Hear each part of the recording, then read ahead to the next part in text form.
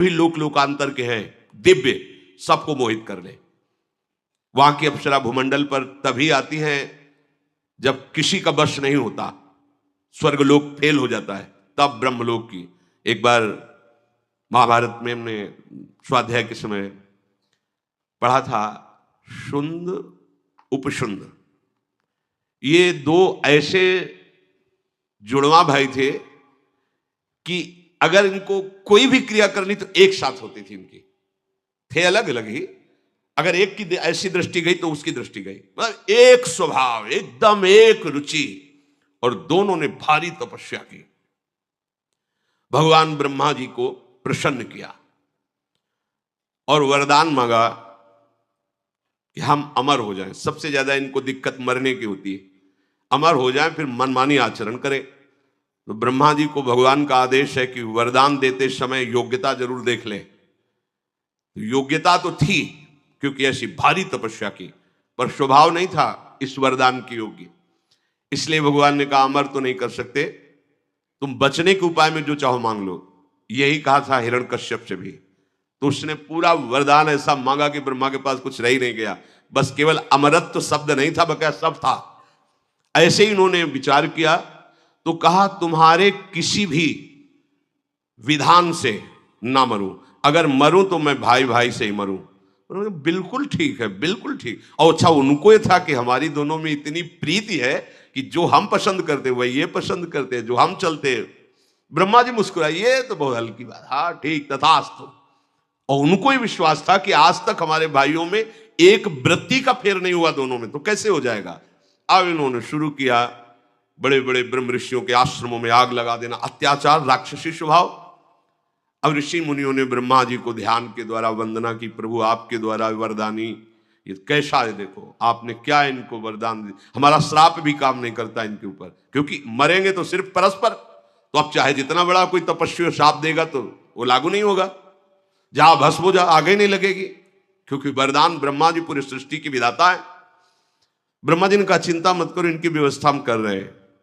अपने यहां की एक अप्सरा भेजी जिसका नाम तिलोत्तमा था। अगर एक तिल भर कोई देख ले तो मूर्छित हो जाए, तिल की जगह।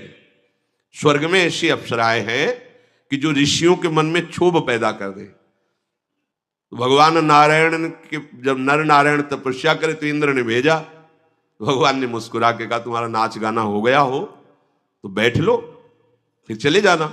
सब आश्चर्यचकित हो गए कि नर नारायण के ऊपर भगवान ने ऐसे खिलवाड़ में अपनी जंगा में ऐसे किया तो उर्वशी जी प्रकट हो गई कि जो काम आया था भगवान को परास्त करने के लिए स्वयं मूर्छित हो गया उर्वशी को देख के। बोले जाओ इसको ले जाओ, स्वर्ग की सर्वश्रेष्ठ अप्सरा, इसके समान कोई नहीं। नारायण भगवान ने प्रकट, जहां उर्वशी का भी काम नहीं चलता वहां ब्रह्मलोक से तो तिलोत्तमा नाम की अप्सरा भेजी और कहा जाओ इन दोनों भाइयों में भेद करा दो। बोले ऐसे गई ऐसे आई, आप चिंता मत करो।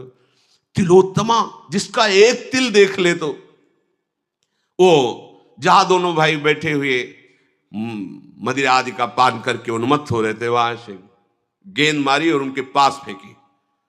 जो ही देखा भाग पड़े दोनों, एक ने दाया हाथ एक ने बाया हाथ पकड़ा, दोनों की तरफ देख के मुझसे।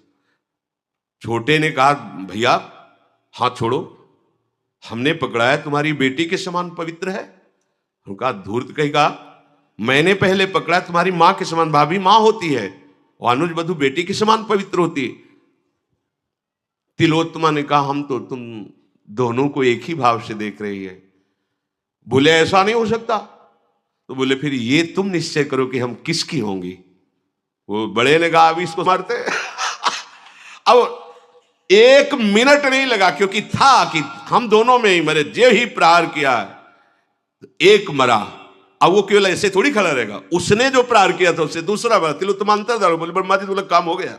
एक क्षण में उस ब्रह्मलोक में जाकर के जो वासना बनी रहती वहां का सुख भोगते हैं, और अगर वासना टिकी रही तो फिर जन्म होता है एकाएक को पचड़े में।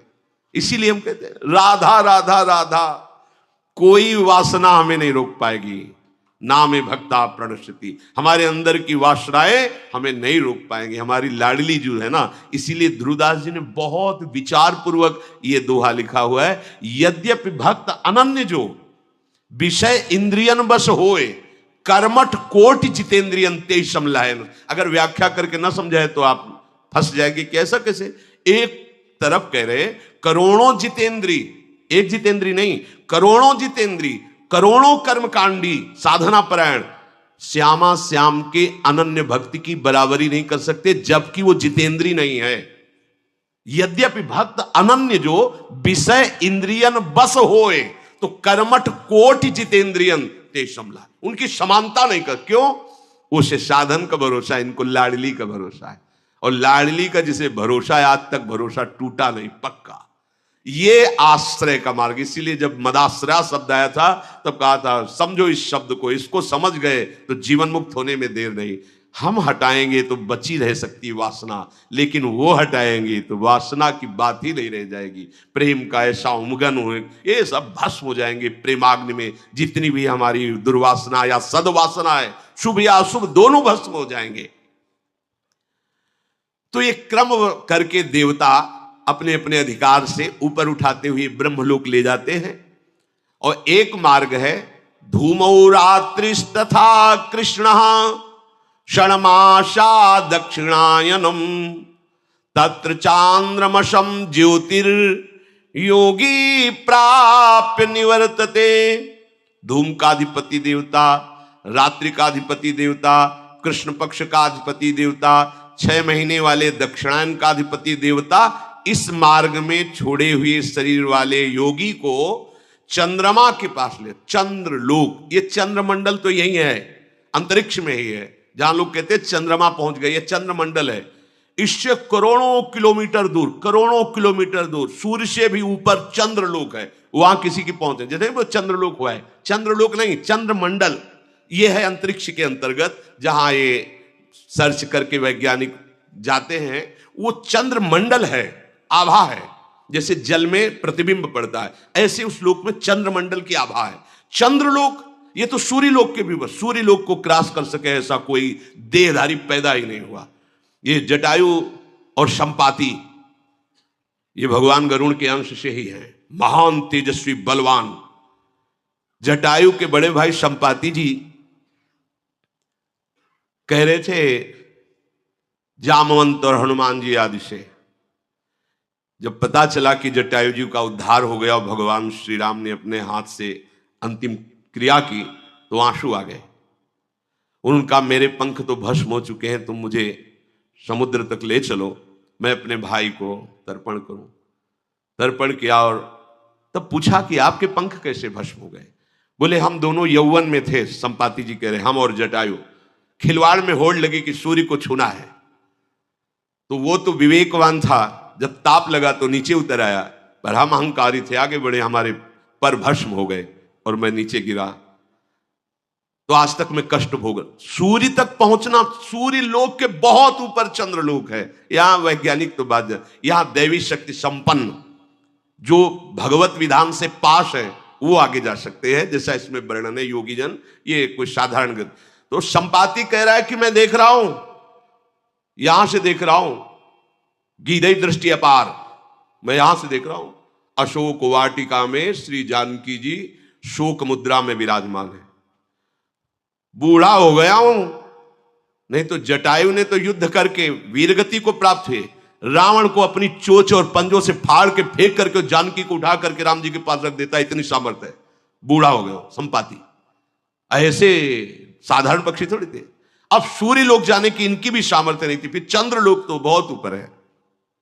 कृष्ण पक्ष का अधिपति देवता 6 महीने वाले दक्षिणायन के अधिपति देवता को समर्पित करता है, और वो सकाम योगी चंद्रमा के लोक को प्राप्त होकर वहां सुख भोगता है और फिर मृत्यु लोक में जन्म लेता है।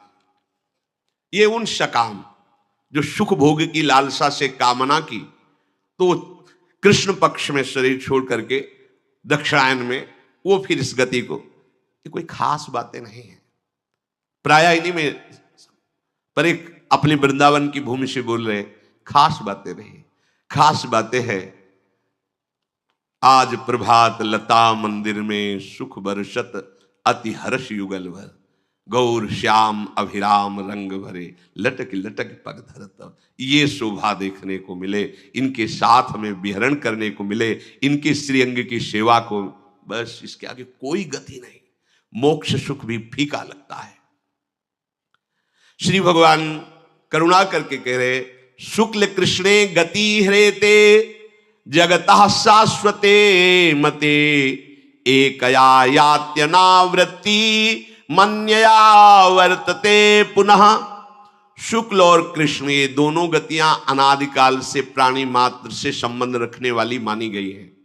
इसमें एक गति को जानने वाला जो उत्तरायण को और ब्रह्मलोक को प्राप्त होता है, यदि भगवत कृपा से ब्रह्मलोक में उसे वैराग्य हो जाए तो फिर वो मोक्ष का अधिकारी हो जाएगा, फिर लौटना नहीं पड़ेगा। और अगर वैराग्य वहां नहीं हुआ, वहां के भोग सुखप्रद लगे तो वहां से भी हटा दिया जाएगा, फिर जन्म होगा। इसलिए गोस्वामी जी बहुत सोच विचार के कह रहे, मेरे बनाए न बनेगी कोटि कलप लो, चूक हो सकती है मेरे से, हे नाथ आप। ये बड़ा सरल मार्ग है, सहज मार्ग है, समर्पित मार्ग है। दूसरी गति जाने वाले को निश्चित उसमें चांस नहीं है। जो दक्षिणायन, कृष्ण पक्ष, सकाम और योगी, सकामता होती है, सिद्धि हो जाए, लोक में यश हो जाए, इसके तो मोक्ष का चांस ही नहीं। पहले वाले को चांस है, जो उत्तरायण से ब्रह्मलोक गया है, वैराग्य हो सकता है। यहां श्री कृष्ण शरणागत की अभी कोई गति की बात नहीं है, अभी केवल लगन लगी है ललित त्रिभंगी से प्यार करने की। तो ब्रह्मादिक के भोग सब विषम लागता ही, नारायण ब्रजचंद की लगन लगी है जाए।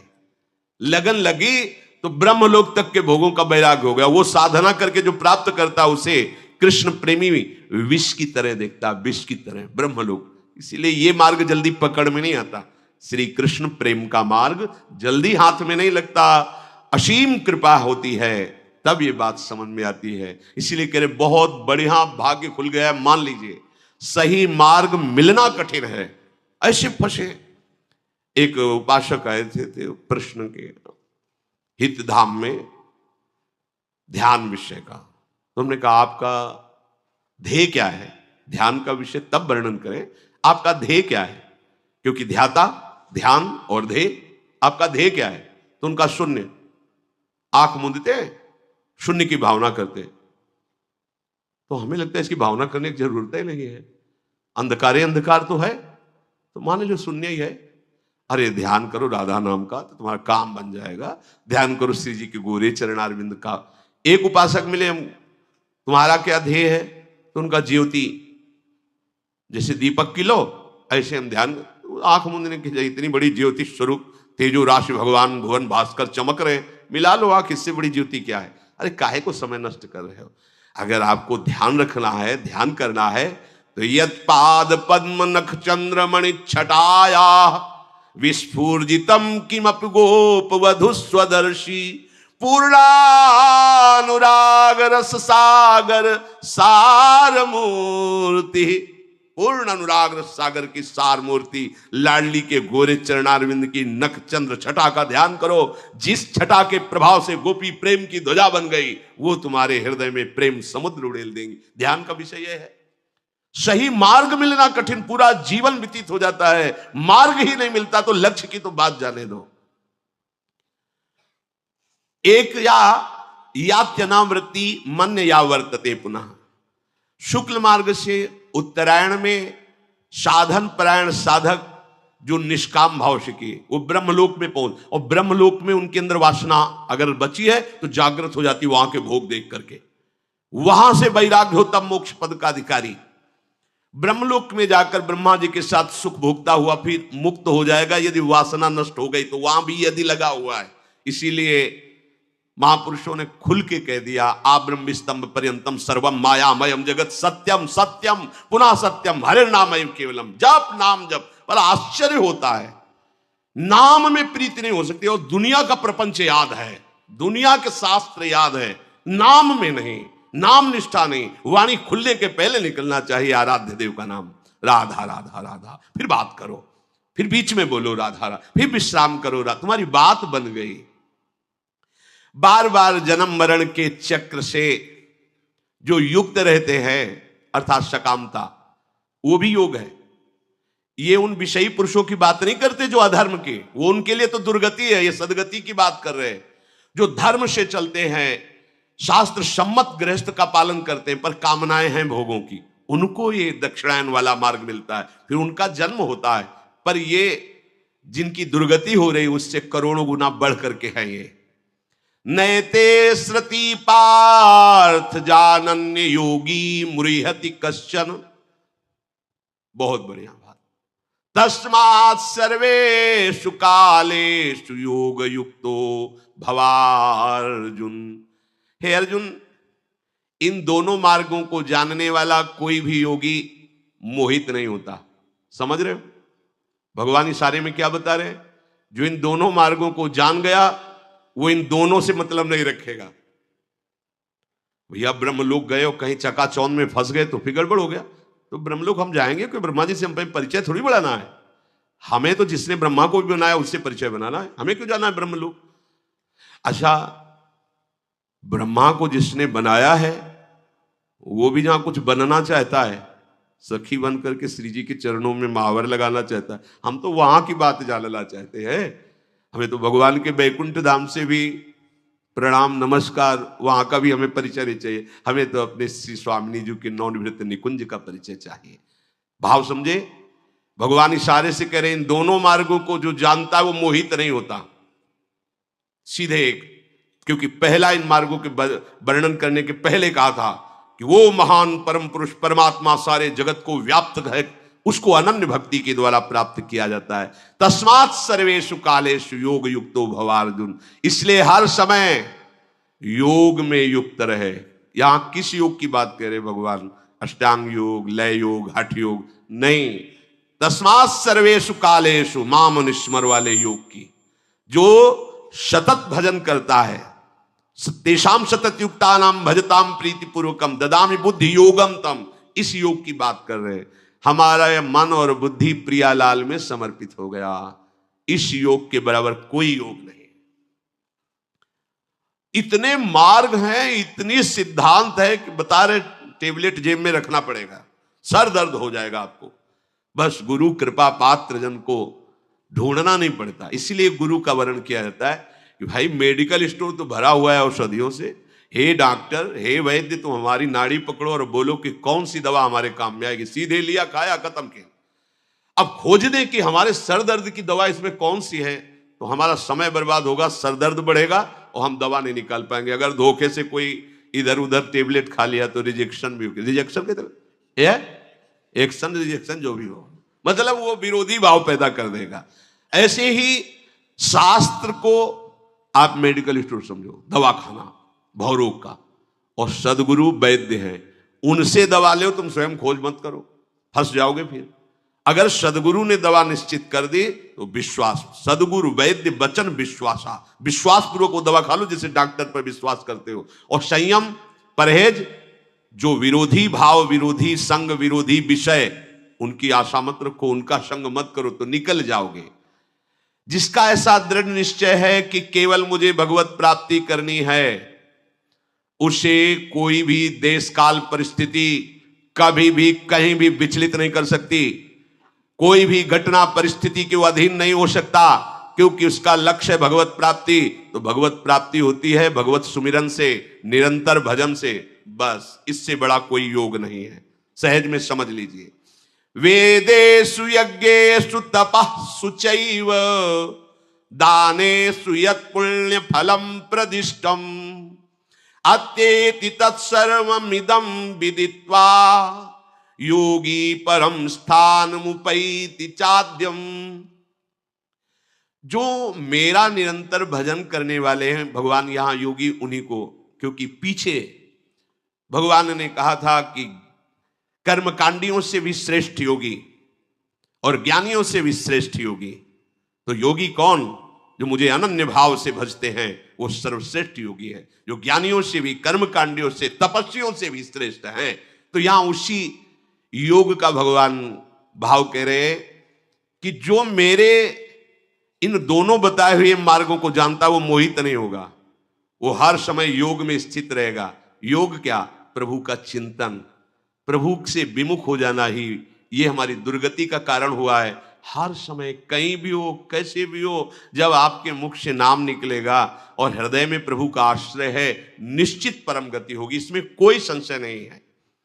जो योगी मेरा अनन्य चिंतन करता है, वो इन वर्णन किए हुए जो शास्त्र सम्मत सिद्धांत वेदों में, यज्ञों में, तपों में, दान में नहीं फंसता। भगवान स्वयं कहते, ध्यान से सुनो, क्योंकि जितने इनके सब साधन फल करे गए हैं वो तो उसके चरण चूमते हैं जो मेरा निरंतर चिंतन करता है। उसको ये सब की तरफ बढ़ने की जरूरत नहीं। अगर आपकी नाम में रुचि हो रही तो देखना सब आपको फीका लगने लगेगा। नाम में रुचि नहीं है तो ये होता है।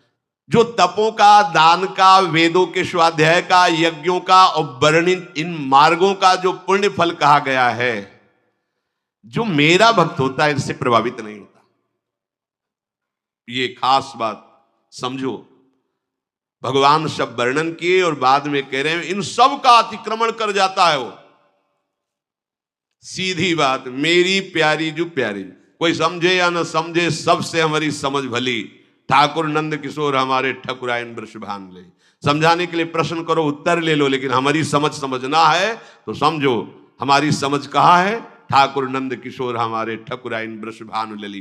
प्रभु यहां कह रहे हैं कि जो योगी है, कौन सा सतत मेरा स्मरण करता है, वो इन सब से प्रभावित नहीं होता।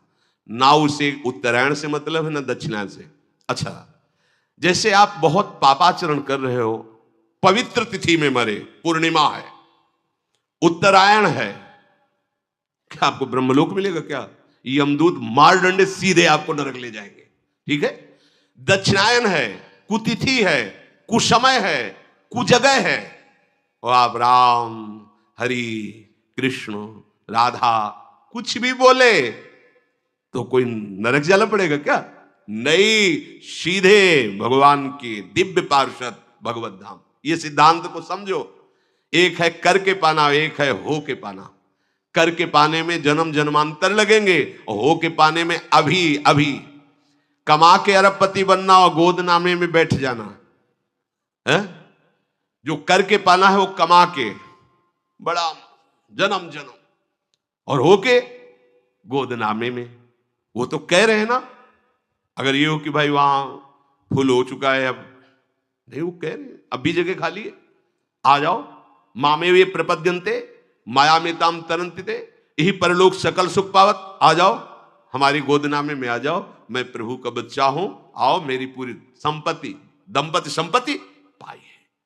कुंज महल की टहल सुख, दंपति संपत्ति पाई है। हमें अपनी भूल मिटाने के लिए बढ़िया अवसर मिला है। भूल क्या है? मैं स्त्री हूं, मैं पुरुष हूं, मैं पिता हूं, मैं माता हूं, मैं पति हूं, मैं ये भूल है। इस भूल को मिटा दो। मैं प्रभु का हूं, प्रभु मेरे, वही है। आप भी मानते हैं, ना मानते हुए भी। जब वो अंतर ध्यान हो जाते हैं तो जो तुम्हारी प्रिय पत्नी, प्रिय पुत्र, प्रिय पति रख के दिखा लो। भाई हम 4-6 महीने से रखे हुए हैं क्योंकि प्रिय हैं। कमरे में जाने में भय लगेगा कि चलो, क्यों? वही तो तुम्हारा पुत्र है, वही पत्नी है, वही बोले, डर लगता है। अब वो कहां रहे? तो जो नहीं रहे उनको जानते थे क्या?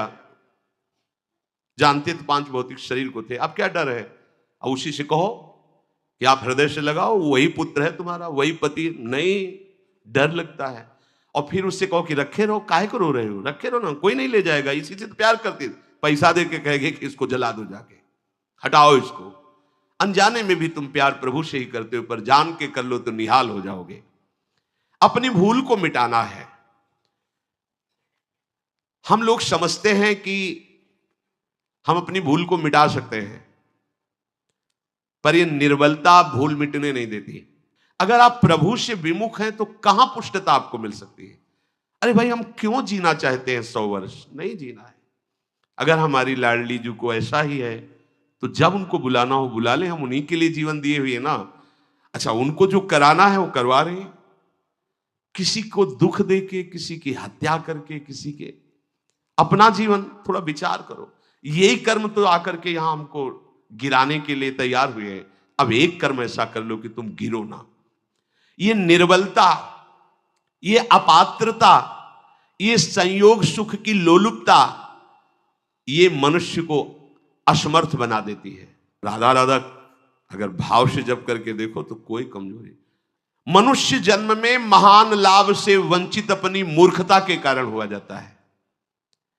मनुष्य को संयोगजन सुख की लोलुपता का त्याग करने के सामर्थ्य, नित्य निरंतर भगवत मार्ग में उद्यत रहने की सामर्थ्य, ये केवल भगवत प्रेमी महात्माओं से मिलती है। पकड़ लीजिए बात। अगर शब्द है भगवत प्रेमी महात्माओं से, क्योंकि भाई अगर भटके हुए जंगल वाले से फंस गए तो तुम्हारा दिमाग ही बदल जाएगा, ये धाम नाम सब छूट जाएगा। अपनी अपनी भावना होती है।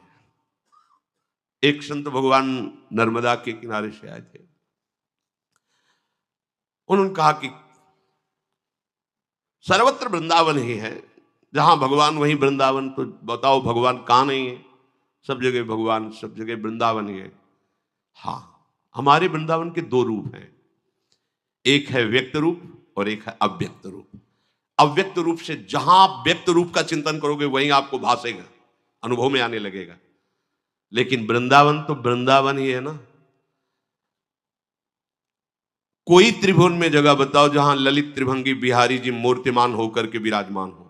ये किसी कारीगर की रचना नहीं, स्वयं प्रियालाल श्यामा श्याम स्वामी हरिदास जी के प्रेम से ये युगल रूप एक वपु धारण कर बांके बिहारी के, ये प्रिया प्रीतम साक्षात कहना भी एक लघुता सी लगती है। प्रिया प्रीतम, ये कारीगर की रचना नहीं की। श्री राधा रमण जो सरकार साक्षात गोपाल भट्ट जी के प्रेम आंसुओं से प्रभावित होकर शालीग्राम में ही प्रिया प्रीतम रूप होकर राधा रमण जी के रूप में विराजमान है, श्री राधा वल्लभ लाल जी महाराज। और ऐसे कितने ठाकुर वृंदावन में, घर घर ठाकुर वृंदावन में। एक संत जहां रहता है उस देश की, उस क्षेत्र की महिमा हो जाती है। यहां तो घर घर संत है। जैसे एक परिवार में 10 लोग रहते हैं, ऐसे कुटिया में 10 संत रहते हैं। यहां संतों का एक खेत है। एक जगह भागवत होती है तो वहां मंगल और पवित्रता छा जाती है, घर घर भागवत हो रही है। एक जगह अखंड कीर्तन, यहां घर घर अखंड कीर्तन है। कैसे कोई वृंदावन की समानता कोई कर सकता है? भाव से तो वृंदावन सिर्फ वृंदावन। अब आप अगर ये मान के कि संग करोगे तो वृंदावन निष्ठा फेल हो जाएगी। और जब यहां के रसिकों से बात करोगे तो कहेंगे विपिन राज सीमा के बाहर हरिहू को न निहार, रे मन वृंदा विपिन विचार। विचार करो वृंदावन की कैसी अद्भुत महिमा है। देखो वृंदावन की महिमा की। अगर बाहर हरि भी हो तो आंख उठा के मत देखना। वृंदावन परित्यज्य पादमेकम न गच्छति, खंड खंड हो जाए तन अंग अंग सत्टूक। वृंदावन ने छाड़ियो छाड़ियो है बड़ी चूक। यद्यपि मिले कोटि चिंतामणि तौ न हाथ पसार। जय श्री भट्ट धूलि धूसरतन ये आशा उर्धार, रे मन वृंदा विपिन निहार। भगवत प्रेमी महात्माओं का संग ये आपकी निर्बलता को दूर कर देगा, आपके अंदर दृढ़ भगवत भाव स्थापित, सच्ची मानिए। भगवत प्रेमी महात्माओं का संग आपको बल देगा। पर इस संग के लिए जो सावधानी चाहिए और जो श्रद्धा चाहिए उसे ध्यान पूर्वक सुने। बोरी सखी जी कह रहे, हरिवंश हित जोरी उमगी ऐसी कृपा मुँह पे करो। परिजाय यह जो स्वभाव सहज ही कबहू अंतर जनि परो। हरिवंश जोरी श्री राधा वल्लभ लाल, रूप बेली प्यारी बनी सुप्रीतम तेरे प्रेम तमाल। दो मन मिलिए कह भय श्री राधा वल्लभ लाल। हे हरिवंश जोरी हम पर ऐसी कृपा करो, क्या मेरा यह स्वभाव बना दो सहज में, कभी स्वभाव में अंतर ना पड़े। क्या जे नाम मुख सो ले ही तुम्हरो, उमगी तिन पायन परो। तिन सो सदा आधीन बनो, दीन बाणी उच्चरो। हे लाडली लाल जो आप ऐसी कृपा कर दो, मेरा ऐसा स्वभाव बना दो कि जो आपका नाम मुख से उच्चारण करते हैं, आपके सेवक हैं, आपके जन हैं, उन प्रेमी संतों के चरणों में गिरने का मेरा स्वभाव बना दो। मैं बार बार उनके चरणों में प्रणाम करूं। 300 सदा आधीन बनो। मैं उनके अधीन रहूं, जैसी आज्ञा करें वैसा मैं चलूं, और दीन वाणी उच्चरों, दैन्य होकर उनसे बात करें। छविदावरी देखत उमगिजे, नैन जल भर लावही। तीन दरस इकटक करत कबहू, नैन मम न अघावही। हे लाडली लालजू, जो आपकी रूप माधुरी में डूबे हुए आंसू बहाते हैं, ऐसे रसिक जनों को मैं एकटक निहारता रहूं। मेरे नैन कभी ऐसा तृप्ति ही ना माने कि उनके मुख चंद्र से हटने की बात हो। क्या मांग रहे हैं लाडली लाल से? आपकी रूप माधुरी में जो डूबे हुए आंसू बहा रहे हैं, मैं उनको निरंतर देखता रहूं। जे प्रीति सो रस रीति के, मृदु गीत उमगत गावहीं। ते प्राण हु के प्राण लागे, सदा ही मम भावहीं। जो प्रेम से आपकी रसरीति के लीला जस का गान करते हैं, वो हमें प्राणों से भी अधिक प्यारे लगे। सदा मेरा हृदय भाव भर करके उनको ऐसे देखे जैसे कोई आसक्त पुरुष, मेरे प्राण समर्पित हो जाए आपके प्रेमियों में। अपराध मन क्रम बचन तिनके, कबहु जिन करवाइए। देखो, ये नहीं कह रहे कि मैं कभी मन वचन कर्म से अपराध ना करूं। ये शरणागति का भाव देखिए। कह रहे अपराध मन क्रम बचन तिनके, कबहु जिन करवाइयो। ये सूक्ष्म विषय है। देखो, हम समर्पित है, मांग हो रही है, पर क्या कह रहे हैं? मैं अपराध करने की बात नहीं कह रहे। कह रहे आप ऐसा कभी मत करना कि मन वचन कर्म से कभी अपने प्रेमी जनों का अपराध करवा दो। ये बहुत सूक्ष्म बात है। मतलब हमें क्या देखना है? ये सब कुछ श्री जी को समर्पित हो गया। अगर अब कुछ भी गलती होती है तो महारानी जो हम आपको ही पकड़ेंगे। आपने क्यों ये गलती करवाई? ये जैसे छोटा सा बच्चा गिर गया, मां दौड़ के उठाती है तो वो मां के लिपट करके मां को चपत लगाता है। उठाने तो आ गई, जब मैं गिर रहा था तब क्यों नहीं संभाला? क्योंकि मैं तो गिर ही रहा था ना, आई ना उठाने, तो गिरने क्यों दिया? तो इसलिए भोरी सखी कह रही अपराध मन क्रम बचन तिनके, कबहु जिन करवाइयो। जैसे लहें सुख सोई करो, ये बुद्धि जिए उपजाइयो। हे श्यामा श्याम, कभी ऐसा ना हो कि मन वचन कर्म से किसी रसिक को दुख पहुंच जाए। ऐसी कोई चेष्टा मुझसे कभी मत कराना। मुझे ऐसी बुद्धि दो जिससे उनको सुख पहुंचे, वही मैं चेष्टा करूं। अभिमान तिनसो ना करो, कबहू बराबर ना बनो। मत्सर न कबहू हो ये तिन, उत्कर्ष ही अलखी सुख सनो। प्रभु, कभी मेरे मन में ऐसा अभिमान ना जाए कि अब क्या इनमें मेरे में क्या अंतर है। मैं कभी उनकी बराबरी ना करूं, और कभी मेरे हृदय में मत्सर ना हो कि ये तो मेरे से आगे बढ़े जा रहे हैं। कभी उनका उत्कर्ष, उनका यश, उनकी महिमा सुन करके मेरा हृदय ईर्ष्या से युक्त ना हो जाए, ऐसी कृपा करना। हे लाडली लाल, जो त्रासन कोटिन देहि मोको, शस्त्र ले ले मारही। तो भाव बढ़ तो ही रहे, जिये लेस दुख माने नहीं। गजब कर दिया। कह रहे हैं यदि वो प्रेमी जन मुझको करोड़ों प्रकार से अपमानित करें, दंड दें, या उस शस्त्र लेके मुझे पीटे मारे, तो हे श्री जी ऐसी कृपा करना कि मेरा कभी भाव बिगड़े ना, सदैव भाव बढ़ता रहे, और कभी मैं हृदय में दुखी ना हूं कि ये हमारे साथ ऐसा बर्ताव क्यों किए या क्यों कर रहे हैं। मैं उलझूं। कैसे उलझूं? मेरे प्यारे हैं, कोई अमंगल नष्ट करने के लिए लीला कर रहे हैं। नर नारी साधु असाधु, राजा रंक जिय में ना धरो। जन रावरे जिय जान मैं तो, दौरी पायन ही परो। अरे तो स्त्री शरीर साधु है, ये तो अमुक जाति के साथ, ये बहुत गरीब है या बहुत बड़े हैं, ऐसा भेद बुद्धि मेरे मन में न रहे। बस इतनी बात देखूं कि हे लाडली जो ये आपके जन हैं और मैं उनके चरणों में प्रणाम करूं, उनकी चरण धूलि अपने माथे पे धारण करूं।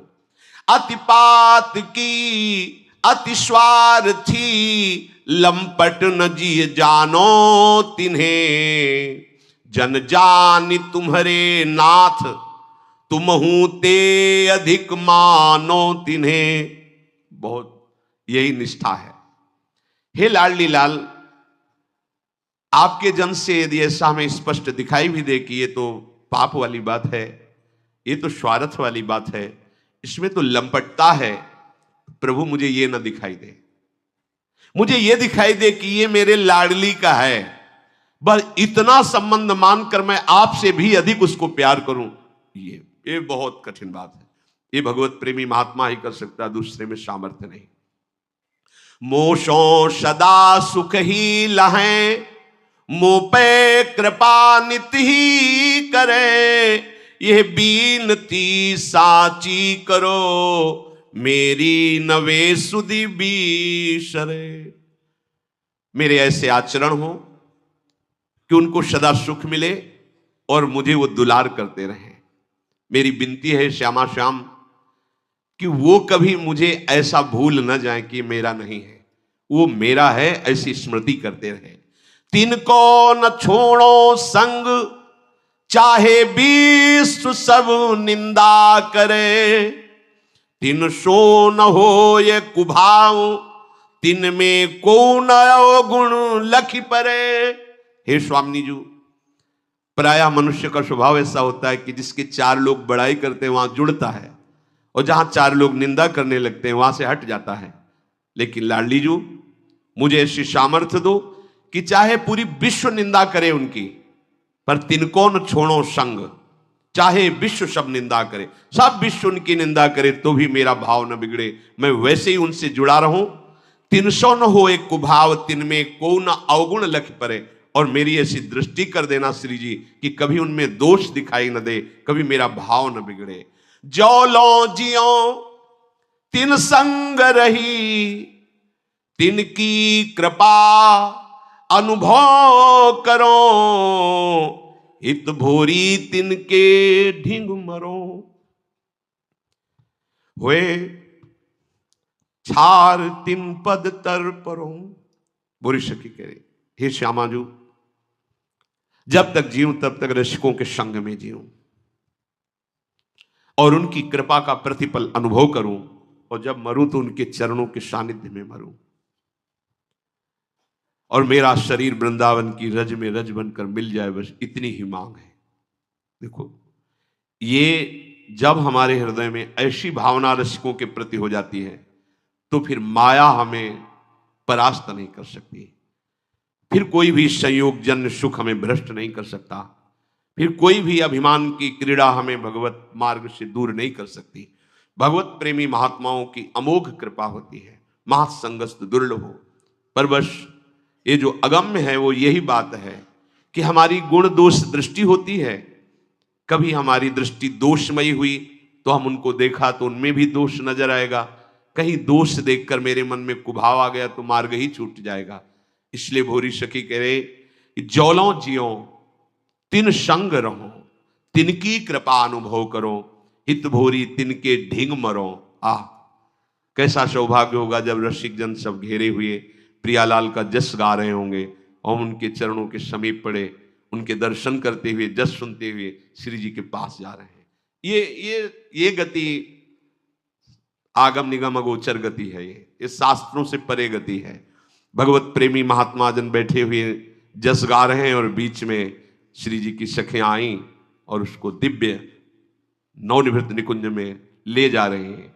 पूज्य श्री पंडित गया प्रसाद जी महाराज गिरिराज में थे, उन्होंने दिव्य दृष्टि से देखा कि एक नवीन सखी पालकी में बैठी हुई और कई सखियां राधा नाम कीर्तन करते हुए वृंदावन की तरफ ले जा रहे हैं। तो उन्होंने कहा कि भाई जी का शरीर पूरा हो गया, क्योंकि ये भाई जी ही है। पता लगवाया तो हाँ, उसी समय उसी तिथि को पूरा हुआ था ऐसा।